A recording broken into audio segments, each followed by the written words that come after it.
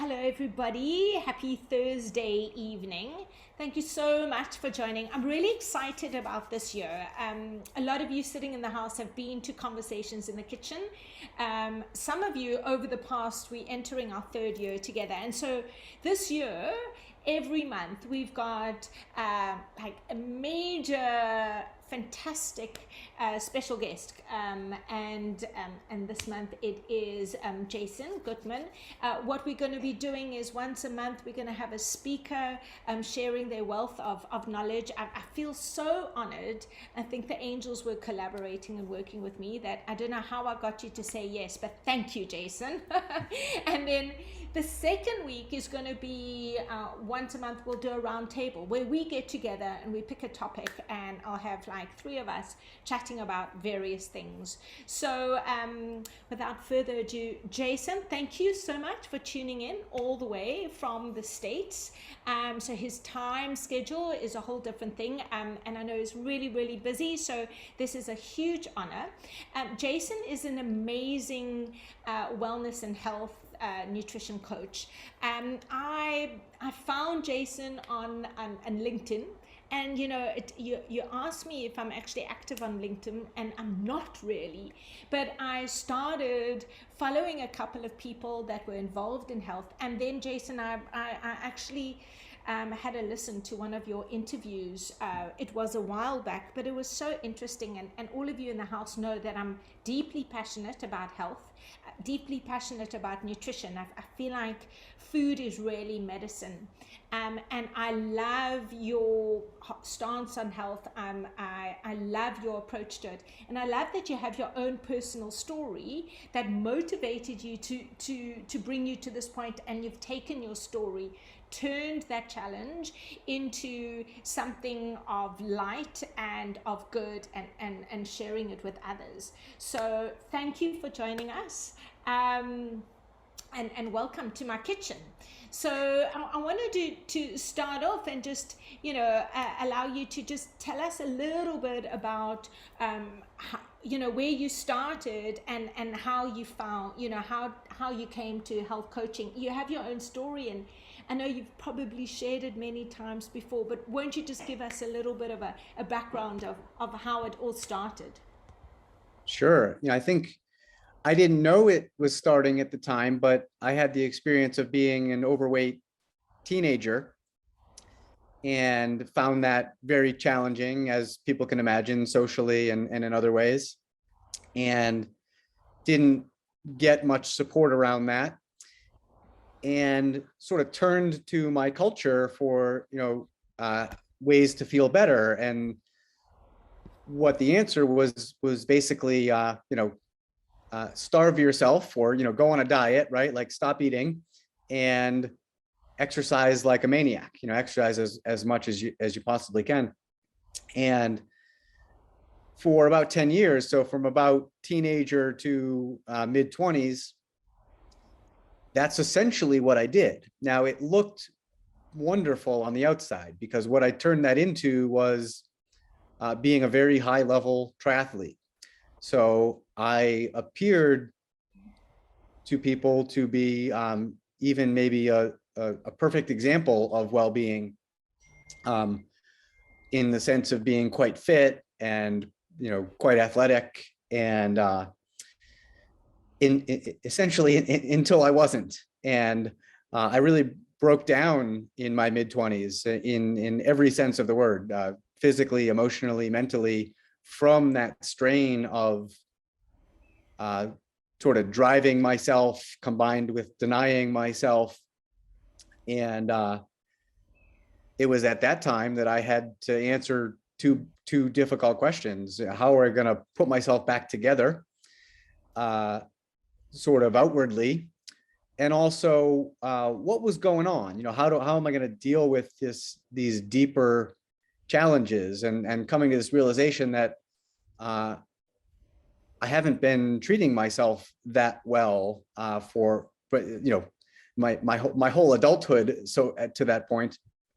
And I was somewhat fortunate that I had studied nutrition and exercise science in college and graduate school, and so I had the background to be learning. I just needed to full circle learn how to apply it in a much different way, in a way of not doing things to myself, but to start to do things for myself. I had to start looking outside of those two small boxes of nutrition and exercise, and come to understand that there's a lot more to well-being than those two things. And so that sort of encapsulates the more personal part of this journey. And then what sort of overlapped was, having that athletic background and studying what I studied in school, I was on a career track to be either a more academic professional of some kind. I was in my first job out of graduate school was a researcher, or I was positioned to coach athletes and to sort of be a high performance coach. And I did both of those things in the early part of my career. But when I was having this personal transformation, I realized that those two kinds of work didn't suit me, that I was becoming, what was becoming most important to me was authentic well-being or wholehearted well-being, and that I couldn't really express myself or experience myself fully in those other career paths. And that's when I set out to become a wellness coach. And I know this is a bit of a long story, so I'll get to the final chapter. We're good with stories in the kitchen. We're good with stories. Is I immediately when I was ready to do that, I started a new business and started wellness coaching people. But I learned a very hard lesson quickly, which was that when I was working with athletes, or when I was working in a research setting, and I could put people on programs, so to speak, assign them meal plans and workout plans, and they had good reasons for following them, and they had a high level of motivation for following them.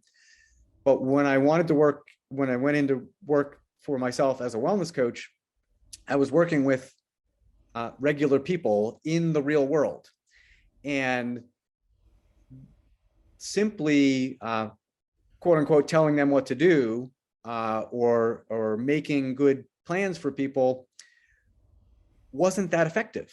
People would go home sort of excited to have received some good advice, and they would come back struggling, feeling like, all right, I know what to do, but I'm still not doing it for some reason.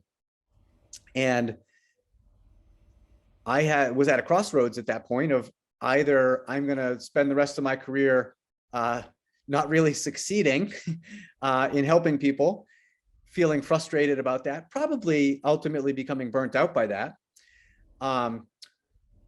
And also in that process, straining really hard, because what a practitioner finds themselves doing, if without the tools to truly help someone make lifestyle improvements, is you've all probably seen this, maybe been on the receiving end of it. The tools are quite uncomfortable. They are things like scaring people, right? Like a practitioner might say, you realize that if you don't start eating better, you're on the road to type 2 diabetes, and that's going to take 15 years off your life. Turns out that's not very motivating. So scaring people isn't very motivating. Shaming people isn't very motivating. Don't you care about the example you're setting for your children? These are things both professionals and the public, often coming from a well-intentioned place, try to say to people to try to motivate them. And they're both ineffective and sort of inhumane, like at least not very humanistic. And so I lucked out, and when I was in that frustrating space, I met some people who were very good at helping people make lifestyle improvements. And that led me to, I'll make this succinct and we can go deeper on any of this as could be helpful, to the real science of behavior change and habit formation. And there are a couple of well-established avenues for studying all of that. And that ultimately gave me a skill set and some leverage to be able to play in that space between people know what to do and helping them learn to take action and ultimately form habits. And habits are a beautiful thing because habits are things we do automatically. So I think that's a good overall, I mean, that's a very thorough summary sort of my personal and professional journey. And we can jump into anything there that might be interesting. Thanks. I love that because, you know, it's also when we give a little slice of ourselves, it's so relatable. And I'm sure there's some of us in the house that can really relate to your story. I mean, I actually was a really chubby teenager myself. So food and my relationship with it started from quite young. So it was quite interesting to navigate it as an adult and then take it to a place of wellness as a lifestyle, like you say, because you know it's the good foods to eat, and you know that if you do exercise, but one actually has to look at what are the factors that created the bad relationship with food, and then subsequently the bad relationship with one's body. Where does it come from? Are they yours? I mean, I found that they actually weren't even my. A lot of those were transferred from my caregivers when I was younger. The one was a bulimic herself, and so a lot of her issues she transferred onto me as a teenager. So I'm sure I know all of us. And I felt like going through chemo and going into menopause, and I know some of the ladies in the house can also relate to this, like there's also like a new thing that happens with your body and with food, and all of those things came up again.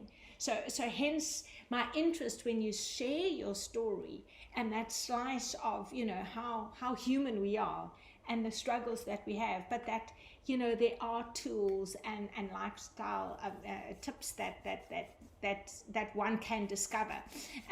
Take us deeper into that. I mean, how did you make your way into professionally working within the life as a health coach? You part of the Mayo Clinic. So what got you there? So I mean, I really, it's funny, I'm not often asked about all the combined personal and professional journey. So, but with that context, it would be impossible it's really kind of impossible to separate them. So it was really that learning to take great care of myself and overcome the various ailments that had become part of my experience that really was the fuel. And then that experience of having trouble motivating people or drawing out their motivation is really a better way of saying it. Yeah. And so that study of behavior change and habit formation was immediately fascinating, for the primary reason that, to summarize what's known about effective behavior change and habit formation, is that it's the precise opposite of telling people what to do that helps draw out a person's motivation. And that resonated with that former harsh taskmaster that used to live within me. That's sort of what we're doing as nutritionists and exercise physiologists, physicians, anyone in a position of authority. It's not always harsh, but it's very much in that I'm dictating how to do things. And this is said in a few different ways in a couple of different wellness coaching schools of thought, but let me think of my favorite way of saying it is something like people are inherently whole, creative, and resourceful. And this is the fundamental spirit of really good wellness coaching training, is that the client sitting across from you isn't broken, doesn't need fixing, is inherently creative, knows how to create a robust life for him or herself, and is inherently resourceful, can come to a challenge and meet it and overcome it. And the way I really approach coaching is to be a mirror and a magnifying glass for my client, to help them see who they are, to help them truly see what their values are, what their interests are, what their strengths are, and how they can apply that to bettering themselves, to taking better care of themselves, to improving their well-being.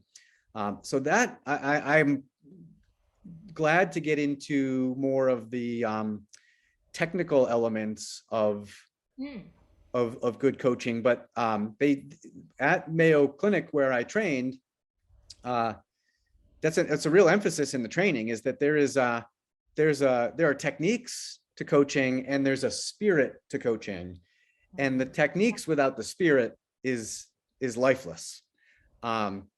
So I really described more the spirit because I think it's more fundamental, more important.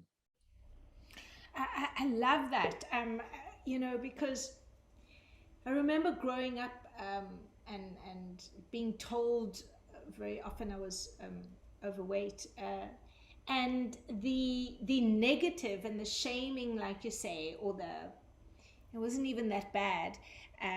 My weight issue, 4 or 5 kilos isn't a train smash, but it was made into a bigger deal. But because I was told not to do something, it just made me want to do it. So I love your approach of, you allow people, you give them their power straight away. You tell them their power, their power is still there. And I'm much better when I'm nurtured, than when I was never motivated when I was younger, or when I even studied at varsity. I was never motivated by criticism and being put down. I'm like, okay, you're going to do that to me, I'm out of here. So that you're right, it's the spirit of how you approach it, and also then the person feels like they are human, like they matter. They're not just, because I know well, this is going to happen. I know me and I go in all directions, but I read a post of yours, I think it was yesterday or today, and you were just mentioning one of these apps, the Noom app, and there are these weight and health, so-called health apps, but they aren't. They're quite. It makes people feel like a sheep. They aren't personal. It's very regimented. It's a bit boot campish. And the thing is, our issues with food and our issues with our body, and the most important thing for health is cultivating a positive relationship with food, with your body. So as a coach, to get people to hone in on that, and then be able to go to that place of, where did it start? Where was that pain body sitting? So like you say, you can't really separate good health and techniques without going into a personal story. So I love your sharing, and I love the approach that they have, with the training. But also, I think it's probably your nature where that's where it resonated with you when it became something that was tangible, right? Yes, well, there's several places we could take this train of thought. One that I think is is interesting and is a little outside of the context of wellness coaching training or evidence-based approaches to behavior change and habit formation, and everything I'm talking about there's meets those criteria. But there's something you're pointing to that has been fascinating to me personally. It's a Taoist concept. The way I know how to pronounce it is Wu Wei. It's spelled W-U, and the second word is W-E-I. It's hard to fully translate it into a straightforward English phrase. The closest thing is something like go with the flow. And what it essentially means, it's better explained with a metaphor. So something like natural living is something like flowing down a river in a raft, and our conditioned tendencies in life based on experiences we've had are to try to make things happen. So like to row, to paddle furiously, even though the river's already taken you there, or to say, hey, I'm not ready to go there, so I'm going to hold on to a branch. So you're sort of forcing life or blocking life. And this comes into play with things like nutrition and exercise, right? So what we learn on these more militant boot camp-ish kind of wellness programs are, you're going to eat this at this time, whether you're hungry or not. You're going to not eat any of this at all, whether you enjoy it or not. You're going to exercise this much at this time in this way, whether that's how you want to move your body or not. It's very sort of working against who you really are. And so I've really learned, both in my coaching style and my approach to wellness, that it works a lot better for me, and it works a lot better for people, many people, to take an approach that I would call more learning to be in harmony with oneself, to be in harmony with human nature, and sort of by extension be in harmony with nature. And the most tangible way to understand what I'm talking about there is hunger and fullness. We get hungry every day, unless we're extremely sick, right? And when we've had enough food to eat, we get full. When we've had enough nourishing food to eat, enough food that actually gives us what we need. And that's such a simple concept. Like, we all do this as children. We, as at least as very young children, we're hungry, we cry out and say we're hungry, we need some food. And we have no inclination to eat past being hungry. We want to start crawling or start moving, or once we can walk, we want to move around, and we'll move around because we want to. And when we've had enough, we'll stop. But almost everything about modern wellness related programs is more about, no, you don't know what to do. Let's put you on a program, and you're going to sort of fall, to use the boot camp idea, you're sort of going to be obedient and do what you're being ordered to do. Yeah, I just work 180 degrees in opposition to that. And what you find in that place where I work is that there's another kind of motivation, a more authentic motivation, a more natural motivation, and ultimately a more sustainable motivation. Because what happens to people on all these programs, right? They do them for 6 weeks, or they do them for 8 weeks, and then they, quote unquote, fall off the wagon. And we say, what happened? Why didn't they keep their motivation going? They didn't really have authentic motivation. They were essentially following orders for as long as they were willing to follow orders. And to your point, I made a note that you mentioned, when people tell you what to do, you want to do the opposite. There is robust scientific evidence that that's part of human nature. when someone is told what to do, they want to do the opposite. And that relates to food and movement and to anything else. The way I often explain this is, imagine you're at a social gathering of some kind, and someone, you know, you get in a conversation with someone and they sort of corner you, and they're imposing their political ideology on you or their religious ideology on you. You feel something in your bones, which is like, stop, like, you will not do that to me. In psychology, that's called being in a state of reactance. And a state of reactance is almost always followed by a state of disinhibition. And state of disinhibition is, I'm going to go off the rails. I'm going to do the opposite. I'm going to show anyone present that you're not the boss of me. This is like parents imposing a curfew on teenagers, and the teenagers come home half an hour later, an hour later. That's to exert. They're an adult, they're becoming an adult, right? That's their inbuilt inherent way of the opposite of being controlled. We could call something like maintaining our autonomy.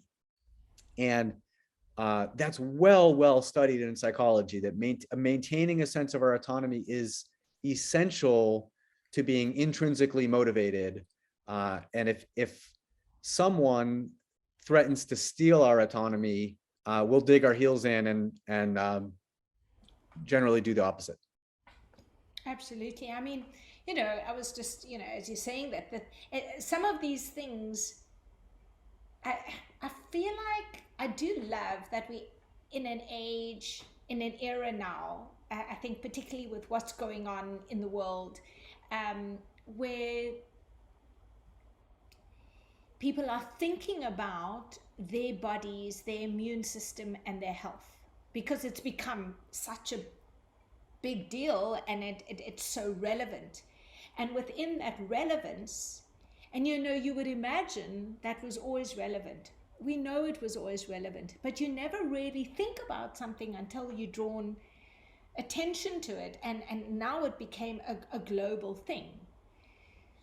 And I feel like the best way forward, I mean, it's obviously about building our immune and about getting healthy, but we adults, about giving people the opportunity to make these choices, to go there because they choose to, not because they're forced to.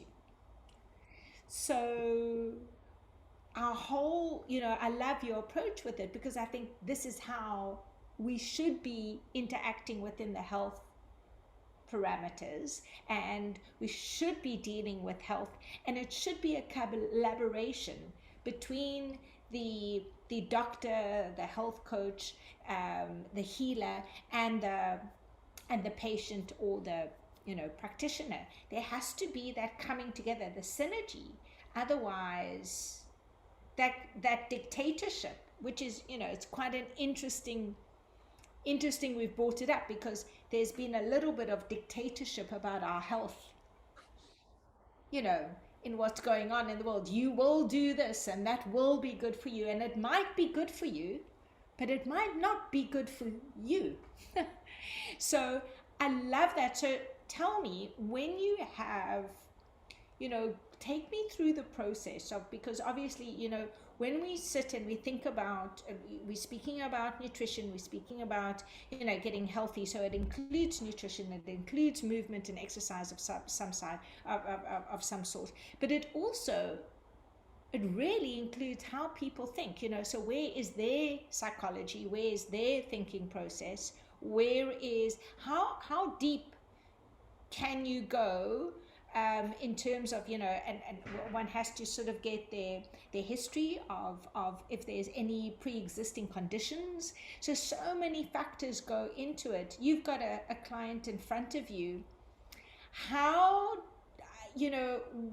what are the steps? I mean, without going through obviously a session, but how does one, there's a lot of information to get in I would imagine a short space of time, someone sitting in front of you. Tell me how you approach that. I mean, I'm just so fascinated, because people are so different. Everybody has their story and their relationship to it. The most fundamental digging in to this process, or helping a person dig into themselves, is asking really simple questions such as, what does wellness mean to you? If you can think about your well-being 6 months from now or a year from now, what does that look like? What does that feel like? And let them talk about what wellness means to them and what their vision of living with robust wellness looks and feels like to them. And really what we're doing there is helping that person discover their values, their personally important reasons for wanting to eat better, exercise more, take care of themselves in other ways. And if nothing else were done, that alone would create quite a bit more motivation, because if you skip over that, the typical scenario is someone has an appointment with a physician, they're getting some lab results that their blood pressure is getting high, their blood sugar levels are getting high, things like that. And so they've got there's a problem to solve. There's a generally well accepted how to fix it, or how to solve it, right? And so much so I really think that the average person knows what to do. They might not know all the details, but the average person now knows the difference between a candy bar and broccoli, right? And they know that, and they know the difference between spending a day going for a walk, or going for a hike, or and not doing any movement. And they know the difference between getting 4 hours of sleep and 8 hours of sleep. And people know those kind of things. But if they leave that physician's appointment and think, well, I'm just going to do it, I think you used this word earlier, because I should, or because the doctor said it's important, or because my life partner is nagging me about it, they're not going to do it. But if you give them a chance to explore what would be personally important to them about this, now you've got something. Now you've got a spark that is gonna get them interested in this process. And the fascinating thing about working with people is that I never know what that thing's going to be. There's some tendencies, because we're unique individuals, but we're also humans and share human nature. I will say that most people's personally important reasons for taking better care of themselves have to do with other people. Paradoxically, we call this realm self-care, but it's often related to who they want to be as a parent, or as a life partner, or as a certain professional, and they want to be able to give more or keep giving it.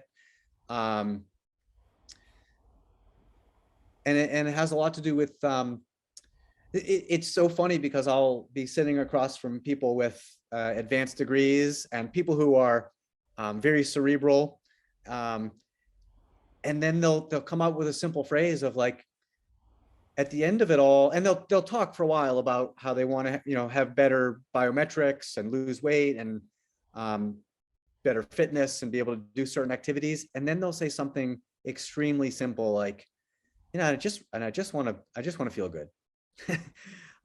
It oftentimes comes down to, I just want to feel good. And there's something about human nature that most of us experience some degree of not feeling good at some point, whether that's back pain or depression, or chronic stress, or lack of peace of mind over internal biometrics.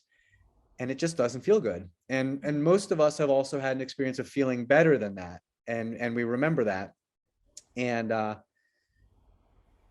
so that to me is the most fundamental realm to play in, is to not make any assumptions. That's what I see like in a lot of like social media, is like, they should think it's important because don't they want to live a long, healthy life, or don't they want to be a good role model to their kids? And the person making those assumptions is assuming that the other person has the same values as they do, and they don't. And that's the core to sort of get after. Yeah, I like that, because you want to remove that idea that, you know, well, people are just sheep. You're all the same. You're all lumped into the same category, and well, you must have an issue because of that reason. And actually, you know, to be made to feel like, and that's what, you know, that's what I got from the coaches that I had when I was going through my treatment. And I refer back to it only because I'd never in my life had so many caregivers and sort of healers and doctors at the same time. So I could really see what that felt like. But I really just I wanted the nurturing, I wanted to matter, and I wanted to not be a number. And it Yes, was so important that. I mean, there are, again, there are technical elements to coaching, and there are, you know, copious amounts of scientific studies backing up the methodology. But the funny thing is, it sort of explains, it all points to these sort of inherent qualities that exist in all of us. And what you're pointing to is that we've all had the experience of being truly witnessed, being truly listened to, right? And a lot of good things happen when we get the chance to be who we are and share who we are. And if anyone's listening thinking, well, don't you got to like get to the action plan? Because ultimately, if I'm going to improve my well-being, there's got to be action taken, 100%. But don't worry, people given the chance to share about who they are and what's important, they don't stay there forever. Once it's like squeezing a lemon. Once you've squeezed it, all the lemon juice is out. Like once a person has been witnessed and heard and understood, there's now this space where they'll say, you almost don't even have to ask them. They'll start to say, so now I know what I want to do is I want to get a walking practice going. You know, that worked for me years ago. This is that inherently creative and resourceful. And they'll say, you know, back before we had kids, we used to go shopping at the farmer's market every Saturday, and it was fun. And we came home with fresh food. We just got out of that when we had the kids because we got busy, but they're old enough now, we could take them with us. So just from that opening couple of questions, and without even start to direct them into more of an action plan, which I would do eventually, they'll start to come up with, because swimming in one's own values creates this pool of resources, which someone says, now I want to do something with this. And it really is, it's not that complex. What is unusual or uncommon about it is, in our cultures, we don't make a lot of time for that. With the sort of the typical course of, say, someone in a scenario I was just talking about would be have a 15-minute appointment with a physician, go home with a brochure that gives some general tips on nutrition and exercise, and hope that they start doing some of that. And if there was just some of that intervention where that human to human experience was able to happen, that adds so much to the process, and gives gives that person such a bigger chance of succeeding with making some improvements. Totally, because it adds value. I mean, I think, you know, the human nature, we want to be heard. We want to be heard, we want to be seen. And we fall off track when we're not heard and we're not seen. Sometimes we lose that track when we're kids or teenagers, or in our 20s, or after a breakup or a bad relationship, or within a, so it's such a vital thing that you bring up. the simplicity, being heard, and there's no action that can be taken until we address where our value system is, being heard, and actually just tell the story, you know, which is why I find such value in storytelling. I don't want us, and I don't think it's healthy for us to be part of a world anymore where we're just a robot or just a number. It didn't really work so well BC. So moving forward, this definitely just is such a lovely approach. What is cropped up, so post, I'm sure you've had quite a few people come in post COVID, and what of the things that have like stood out for you that have been really beneficial to share in terms of, and I, you know, we have spoken about like being able to be a coach that listens to the individual, and I love that. And then within that, there are common ground things like the COVID and post-COVID conditions. What can you share with us that has been beneficial for people to have moved through it more efficiently now, building their immune?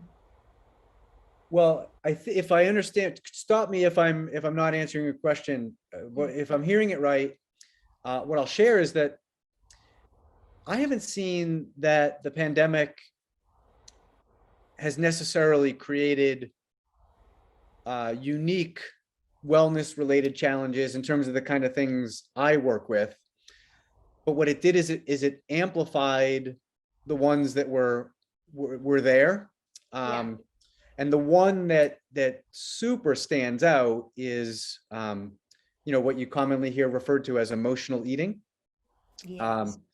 You know, I would often say before the pandemic is that our cultures are petri dishes for the components that lead to emotional eating. I often break emotional eating down to make it a little bit more tangible into bored, lonely, stressed, tired. Those are the four things I hear out of clients the most common when they say I'm overeating, or I'm reaching for junk food or reaching for sugary food. For you know, they'll say they're emotional eating. I'll say be more specific, and they'll say I do it when I'm stressed, or I do it when I'm tired, bored, lonely, stressed, tired. So the pandemic really heightened those things. There was, you know, people were going out of their homes less, socializing less. I mean, stress is an easy one to point to, right? I mean, there just was tremendous additional amounts of uncertainty of various kinds. And so that's really come out for a lot of people. And what's wonderful about holistic wellness coaching is it's very well suited to helping people with emotional eating, because emotional eating isn't an eating problem or a nutrition problem. It manifests as an eating problem, but really it's an unmet needs problem. We have needs as human, and the obvious ones are we need air, and we need water, and we need food, and we need shelter. We also need connection, and we also need meaning, and you know, and things that are a little more abstract like that. And when we don't have them, we feel bad. More scientifically, when we are not meeting most of our needs most of the time, we have a waning of what are known as the rewards chemicals. The most common one talked about being dopamine. And that creates this drive to get that dopamine level up. And one way to get that dopamine level up is to eat. And eating junk food gets the dopamine level up even faster, just because the food is less complex and easier to break down. And sugary food even faster for the same reason. And working with someone on emotional eating is about helping them develop the agency to start to meet some of those other needs, to be getting enough sleep, to be getting enough rest, to be getting the kinds of and the amounts of fulfillment they want to get from their work and their relationships. And what's really neat is that that uses the same muscle that a person is building when they're learning to eat better and exercise more. These are acts of self-care. So that's been what I've seen a lot more of people coming to me for. And it's a great thing because it's a solvable problem, but I view emotional eating as an opportunity. You might have seen me write about this before, Elaine. I use the analogy of emotional eating being the check engine light in your car. Yeah. The check engine light is not a problem. It's asking you, telling you, encouraging you to take a look at your engine and see what's going on there, and might there be something there to tend to. And that's what emotional eating is doing for us. It's suggesting maybe you need more sleep, maybe you need more time in nature, maybe you need more time with your friends. And so it can be a tremendous opportunity to build out a more to more holistically build out one's lifestyle in a way that they're meeting more of the needs, more of their time. No, I agree, and it did answer my question absolutely. And I'm thinking, as I think about, I love that you say it's an opportunity. Firstly, and emotional eating, when it crops up, if it's cropped up, it's always been there. There's always been an emotional absence. I think what the lockdown time did is it just drew our attention to the fact that there is something missing. I mean, the very obvious human contact, which is so important. But we were so busy that there wasn't time to be still. There's a beautiful, I don't know if it's a prayer or a poem, but a friend of mine shared it with me many years ago. Be still and know. It's that importance of be still and know. Just take a Yes. moment, be still, be quiet, get quiet. What do you actually need? What is missing? um and I love that you say that. And I mean, that's the beauty of how you coach, is you see things as an opportunity. And to be able to give clients a chance to not feel hard, because we self-flagellate and go, oh, I'm not getting this right, I'm not good enough, or I can't cope, but actually give them an opportunity of, like, you have the skills, this is an opportunity. It's a beautiful approach. I think it really, I mean, certainly for me, and I mean, anyone in the house now that, like, please feel free to just jump into our conversation, because it's such a lovely, I know we can all relate to this so much. But it really just brought to the fore how it's the simplicity of how we looking at things in a more simple way, like simplifying our lives. And I mean, I often, if we look at where issues lie with us, with our health, it's and when we not feeling well, it's how the digestion works. It's when you're hungry and when you're tired. I mean, those are the three things that babies cry over, pretty much. And we come back to health, and it's often looking at just the simple areas. It's not overcomplicating it. There is that tendency. So I love that approach. I'd love people to join us now. Anyone who wants to just jump in, I'm going to just watch the monitor and add to it. We've got Jason here with us, so anyone who wants to ask him questions as well, that would be amazing. I'm going to just keep on going. I can see all of you, so please feel free to just jump on or unmute yourselves while I chat to Jason and continue it. I wanted to ask you, for you now, because I know being a health carer and a coach and doing work with people, there's also that balance that you have to create as a doctor, as a healer. What do you do? Because I know you're really busy as well, And I ask because I also work with people, so it's finding that balance. And I know their tools, but what are yours? Like, how are you balancing this time um, within this year? Well, I think, one thing is that the way I approach coaching not only doesn't, because that partnership, allyship, collaboration you've talked about is the foundation of it. It doesn't, I'm not saying that it's effortless. It's certainly not effortless. And if I have a day where I coach 6 people, I feel like I did a lot, had a good day's work. But it also is almost energizing because you're witnessing someone emerging in a positive way, and that gives something to me. So that's neat. That at its core, the work isn't draining. Yeah. And the other key for me is simply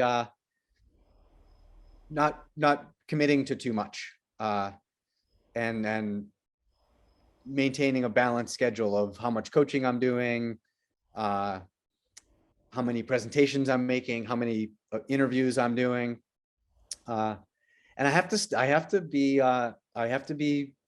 stick with that, even if it's. Someone asked me yesterday. Someone approached me a month ago. Do I want to be on their podcast? And we talked about topics, and I was generally interested, and then she had let it go for a while and reached out to me yesterday. Hey, can we get you on the calendar for March? And I'm just already booked. So I had to say, I'd love to be on your podcast. I'm already booked for because it's very easy to say, well, what's one more podcast, right? But what ends up happening is that's a work day where I coached 6 people. I took care of administrative kind of things. And that one more podcast of an hour and a half, or whatever it is, cuts into my personal time and time to rest and things like that. And so I've just learned to be better about politely saying no and maintaining, those boundaries. Yeah, it's And that I think this is important because that's what I love where you were going with how simple self-care and well-being can be. And to me, the really simple framework is that we have a simple set of known needs, and they're common. They're a simple set of common known needs, and then we might have individual needs. Like I'll make something up. You might have a need to make music a couple hours a week, and I might have a need to write poetry a few hours, right? And that living well and really thriving really comes down to proactively meeting most of those needs most of the time, and that collaborating with other people, personally or professionally, comes down to making agreements about how we can all meet most of our needs most of the time, not at the expense of the other people's. And that's the biggest skill I've had to learn, and that is an ongoing practice for me that helps me stay in balance. I hear you. It's definitely a continual practice for me of boundaries. Boundaries is such an important thing.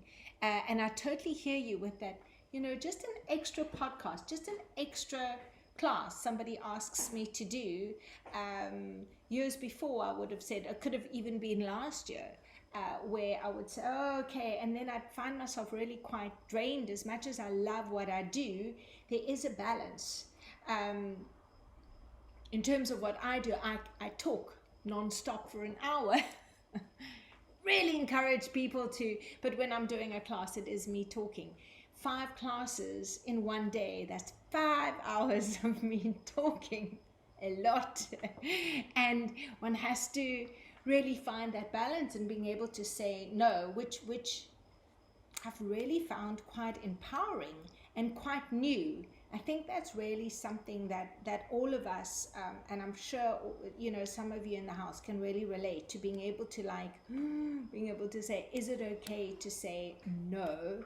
And I do see heads nodding and smiles and grins going, because it's a challenge, which speaks about how we do get quite deeply affected by um, pleasing others, um, against the nurturing of ourselves. Really watching that balance. Well, and I think what's very interesting is that that it's a balance, that it's a middle ground, meaning there are, memes out there that are sort of like, there's nothing more important than you, or always put your mask on first. The mask before the pandemic, the oxygen mask, right? The airplane one, Yes. the normal airplane one. Yes. And there's this almost false dichotomy that it's kind of like you take care of yourself or you take care of other people. And in my view, there's a middle space where we can be truly collaborating, and we do make some compromises of how we would live if the world revolved around us, because the world doesn't revolve around us as individuals, right? We are social by nature. So if one wants to always have the food they want and watch the movie they want and go to the travel destination they want, they can have all those things, but they're not going to have anyone in their life, right? Like, if they want to have people in their life, then you have to not always have only exactly what you want. That came up earlier, this idea of false dichotomy. I think this is worth circling back to, because it really relates to self-care. There's a very strong false dichotomy here in the States of sort of, there's either like something's done for you or you do it with personal responsibility. And it's almost like you're either like a victim and dependent on, quote unquote, the system, or you live with personal responsibility. And what I love about wellness coaching is it's a middle place. Like, the person is getting the chance to, the wellness coach isn't gonna do the work for the client, but there also isn't an assumption that, hey, you got to figure this out by yourself. Like there's this understanding that humans do well with guidance and support. And that's where like good teachers come in and good mentors come in, right? Is there's a middle ground that exists where we benefit from some assistance. And that doesn't mean codependence. It doesn't mean that that person is doing the work for us. Does that make sense? Totally. I agree with you. I've heard that, and I've heard that, like, from the one extreme to the other. It's either like against the authority and we'll rebel against it, or I can't do anything. From the sublime to the ridiculous, which is kind of ridiculous, actually, because you can't. I mean, that it's not an adult way of living. It has to be the collaboration, it has to be coming together. Moving forward, that's the healing that we need to be looking at, working together for a common ground of a better planet, a better lifestyle, a better country, a better, a better outlook on life, a better way with your family. I mean, even people that are, that are single, that don't have families, we work in collaboration with our community, with friends, with family, with we're not isolated islands, so we have to start working together. One of the things that was a great lesson when I went through um, my chemo is I chose both East and West, and I met an amazing integrated oncologist, and then I met my regular oncologist, and I wanted to work with both, but I really had to go, and I saw there was this thing, and I understand, you get a diagnosis, but generally there can be either it's like the autonomy or the victim, and I really felt uncomfortable by both those states. So that coming together and that balance, and I saw people going to doctors and go, oh, doctor, and it was like, like all handcuffed, don't know what to do. And I went into the office. I was like, okay, this is how it's going to work. You going to talk to you and work together. And actually that took quite a while to get the West and the East to but that brought me on this path of what you speak of, and it's so important. So I think this is definitely the way forward. My hope is that people are recognizing that this is the only way we can have success together, in a healthier world for all of us. So it's a work in progress, but I love that approach. It's a collaboration. My friend Dominic is in the house. She's in my gallery view, and I'm looking at it. I don't know if you're looking at the gallery view. She's just below you. So I'm looking at you, and then I see her nodding. Dominic is I'm going to veer off, but you'll see where the thread is that I'm going to. So Dominic has been in on conversations chatting about numerology, and she always shares with me how important it is, and I got very excited about 2022, and the number 2 is, and we're in a year where it is much easier this year. There is a light within this year because it's about collaboration. So the number 2 is about collaboration. So moving forward, any kind of work that we're doing is looking at the collaboration. You said this earlier on, being a good teacher is not telling people how they must do something, but showing them how they can take themselves from where they are to the best possible place, showing them what they do have and making it magical. Pleasure, Mati. Thank you for coming. Lots of love. So it definitely is. I love that approach, and one of the reasons I've set this up as well is not only for us to listen to each other, listen, learn, share, but also to know that we're not alone. Not only getting advice from you as the practitioner or me as the yoga teacher, but me and you chatting, sharing ideas, and also sort of, because that's very important, to stand alone and do the work can be quite exhausting. So for me this year, the collaboration is where I'm getting my inspiration, so which leads me to what have you implemented this year to sort of propel you forward? Where's your inspiration coming from on a personal note? That's a good question. I'll just jump into it. I don't have a fully formed answer. I think one place of inspiration for me is getting better at my craft, and I'd say I measure that success by the success my clients have. How well can I help them make the kinds of lifestyle improvements that they want to make. And that's one of those, that's not going to be like I'm going to take a weekend course and all of a sudden I'm going to be elevated and I'm a whole new level of a coach. It's more in, like I'm thinking like a craft, like a woodworker. You make 100 tables and then 1,000 tables and then 2,000 tables. And to the outsider, you're doing the same thing over and over again, but to the artisan, every time there's a nuance. Yes, I like Um, that.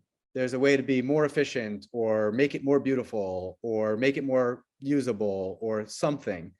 Um, and so I just really try to be fully present with everyone I work with, and look for those opportunities to make those refinements, and get better and better. There's sort of an opportunity that came my way that is kind of a leading edge opportunity for me, which is I've been invited to be a consultant on one of these. You see all these digital wellness businesses forming, and I have some resistance to being involved with them. I think you brought up Noom earlier in the conversation, for the primary reason that they're in many cases, they're bypassing the human element, right? So, and the thinking is, if we can provide all the things that a great wellness coach or another great wellness professional or conglomeration of wellness professionals can provide in a digital format, then we're basically giving the same thing. It's cheaper, it's scalable, you know, all the things business people say. Yeah. But it's completely removing that human element, which is, you know, as we've spoken about, as far as I can tell, where a lot of the impact actually comes from. Yeah. And but I've been approached by a founder who appreciates that and wants to use my expertise and see if we can build that into what they're building. And that's an experiment for me, because I don't know how well that can be done. But I am intrigued at the prospect of bringing a useful tool to more people. Yeah. And so that's gonna be interesting, because I'm not gonna get it 100% right, but Albert Einstein said something like, if you can't explain something to a 6-year-old, you don't understand it. And so there's going to be a lot of, I'm going to be talking with business types, tech types, and they're focused on getting people, you know, driving more engagement with their tools. And I'm going to have to get better at explaining, well, here's what I think would be helpful and why. So I think that inspires me to see what could come of that.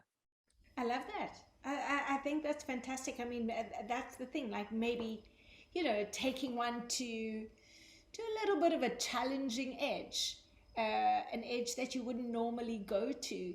But I think the key, you really hit on the key there. Like I definitely feel like it's the simplicity, and it's being able to really simplify something. I found I did a lot of yoga teacher trainings in the past. One of the things I came across was a lot of overcomplicated explanations about things, and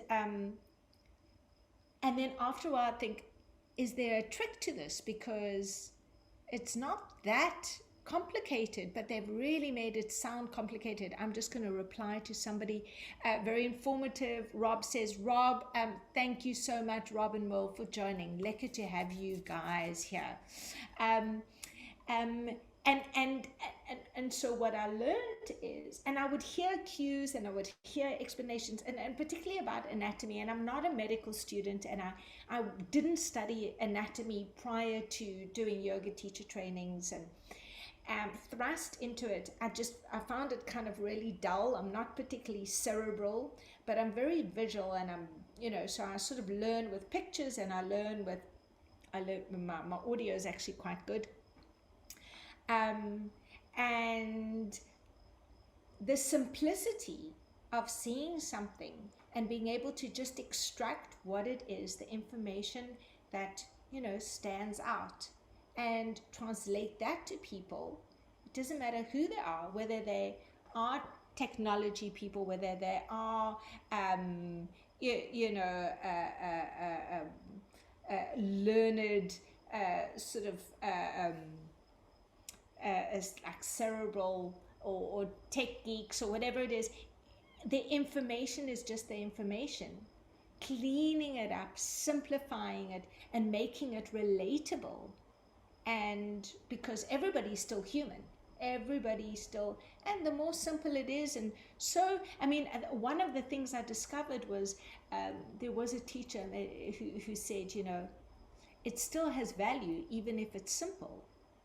And sometimes you learn that, I mean, I've heard people go on and expound about something for like days, and there were lectures on things that they literally could have put into a paragraph. So I think it's a beautiful challenge to go forward. I think maybe that's exactly what they need, because they get very sort of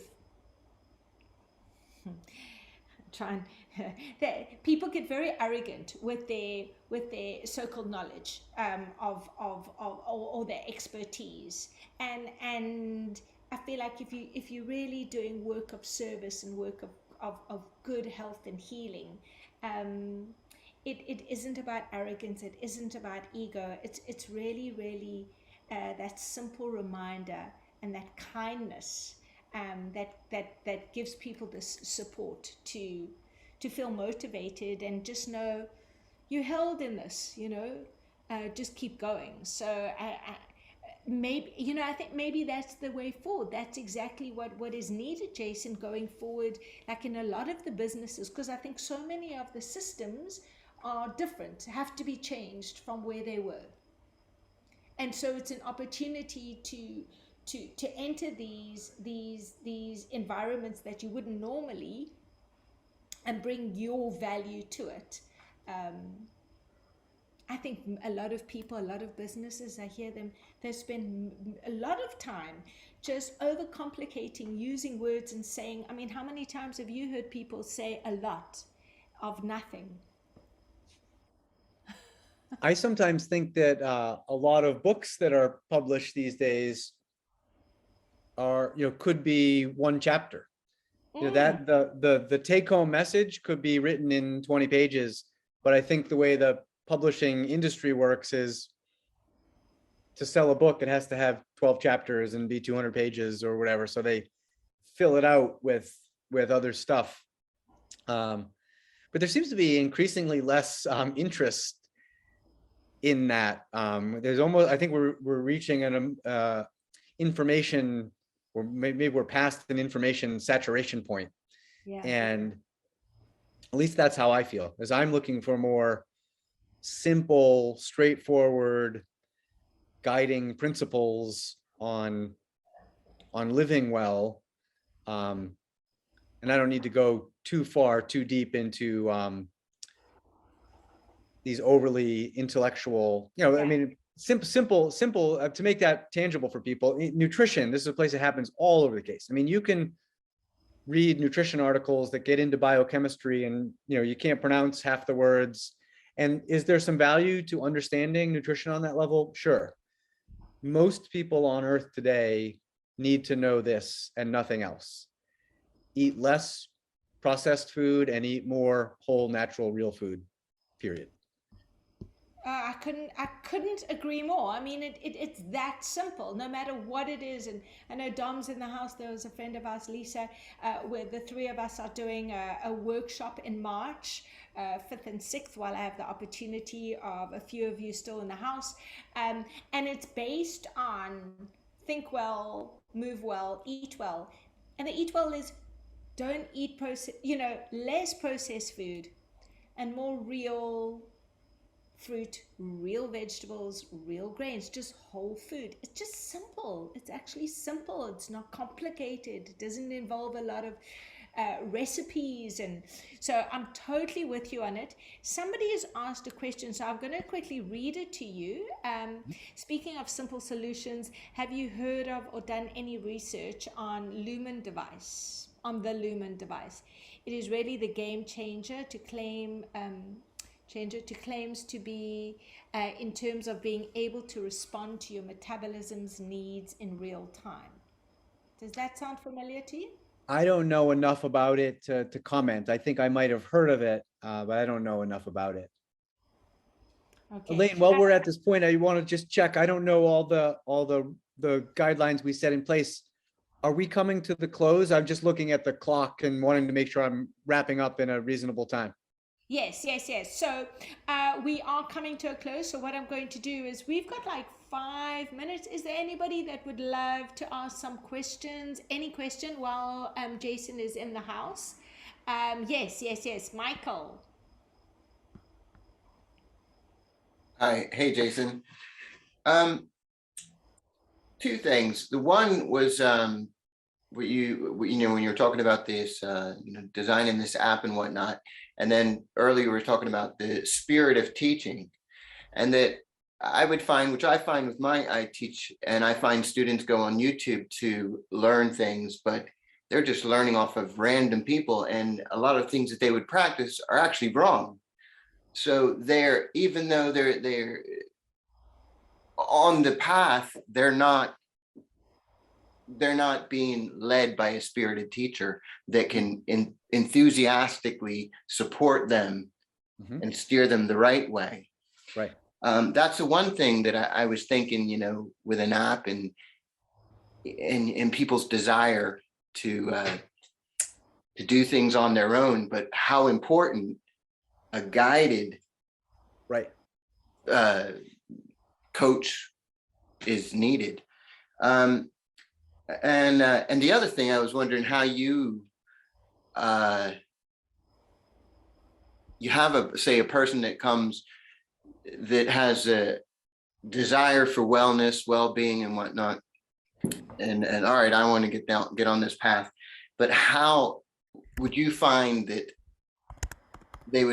people would have like a sort of a pre-programmed habitual way of eating that they don't even realize that they have, that they don't think that they're doing something that's not really beneficial to their health? That how do you break that and get them to sort of see that, no, just eat more veg and less pre-made things? Yeah. So to your first point, I think there's something that goes, far beyond wellness coaching and the wellness world. And I think we have lost traditions of the one that comes to mind would be like apprenticeship. Not that many generations ago, when someone entered a field, they would have this very wholehearted apprenticeship, and the mentor would not only be sharing lessons like you could get from YouTube, but there would be the ability to order them in a way that was tailored to that individual, that could only be picked up by knowing that individual. Like if I go to YouTube, I did this in the beginning of the pandemic. I did, there's this great program that's called a crash course in philosophy. And there's 30 or 40 or 50, 10 or so minute lessons on philosophy. And it was neat and something to do during the pandemic. But I in no way would equate it with studying with a philosophy professor who could get to know me and know, this is what would really light your fire, to be reading from the Stoics. You should delve into that and see what that's like, and let's have a conversation about it. Then I'll introduce you to this. So yeah, I think there's really something to be said for this is the way I'll say it. I think it's human nature to thrive off of both guiding and supporting others, and being guided and supported by others at different times in our lives and in different realms of our lives, that we get something from both.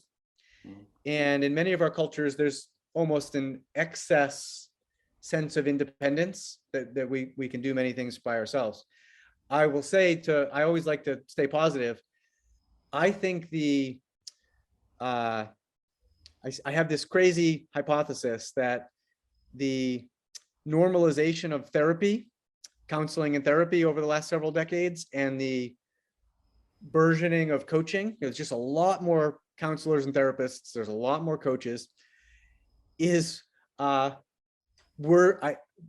hypothesis is that we are recreating the village or the tribe by creating these professions that give people to talk with and to be witnessed by, and they're professions now, but they used to be like your uncle or the medicine man or medicine woman in the tribe. So that's interesting to me, that maybe we're doing our best to sort of solve that atomization in some way. Yeah, I see like the way I teach, and I could see this in this way. It's not like you'd sort of be teaching someone one thing, you would be teaching them how to teach themselves. That's right. How to, because it's their life, it's for the rest of their life. You know, if they're like in a 6-month or a year program or something, well, okay, I'm doing great on this, but then after that, if I didn't learn anything for myself to teach myself, the right choices, then all that schooling, yes, that's it. It's learning or teaching people to teach themselves. yes, that old saying that I think crosses cultures, that is something in English like, don't give a person fish, teach them how to fish. Exactly. And really we can do that in a lot of these realms. And the more, those are lacking in the more, it's just about sort of downloading the information approaches. So, so how was it? How do you break that barrier? When somebody's like programmed,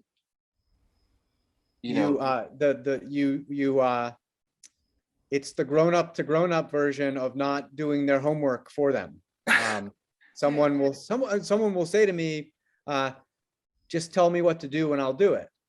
And I'll, in a friendly way, come back with, I'll offer some advice. I have some expertise in nutrition and exercise science. I'll share that at the right time. But first, what do you think is a good starting point for you next week with improving how you're going about eating? And let's break it down into a small thing, like maybe just breakfast. What are your best ideas for improving your breakfast next week? And let them answer it. And they might be way off the mark, but then this is where I never steal their autonomy. I would say, I hear what you're saying. Are you up for me adding some ideas? And then I'll share some ideas. And then we have a bucket of ideas and I'll let them choose. So from all those ideas, what do you want to experiment with next week? And so you're adding the expertise. You're not letting them flail because they have less expertise than you, but you're also not doing their homework for them. You're requiring them to come up with some ideas, sharing some ideas, and then amongst the ideas, requiring them to choose the one they want to try, requiring them to go out and try it, requiring them to come back and tell you from their own felt experience how it went, and then make a decision what they want to do in week 2 based on their lived experience, not my dictate. Exactly. Thank you. Sure. Love that. Thank you, Jason, so much for your time. It was a pleasure chatting to you tonight. And please know that you are welcome in my kitchen with us anytime. And I'd love to continue conversations and more collaborations with you. So blessings, go and have a good week and let's stay in touch. Thanks for having me, Elaine. Thanks, Jason. Thank you, everybody, for joining us tonight.